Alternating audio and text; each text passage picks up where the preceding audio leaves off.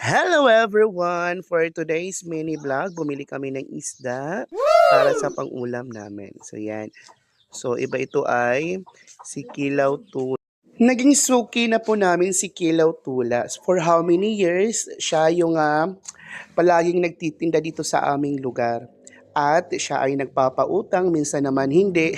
At kahit naman gano'n, ay talagang bilib ako sa taong ito kasi siyempre kahit na gano'n talaga ang buhay o matanda na siya pa rin ay patuloy na nagtitinda ng isda.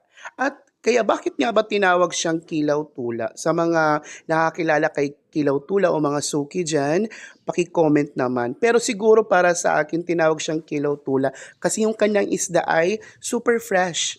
Wow, super fresh. At syempre, ang kanyang mga isda ay pwedeng itula at pwede namang kilawin.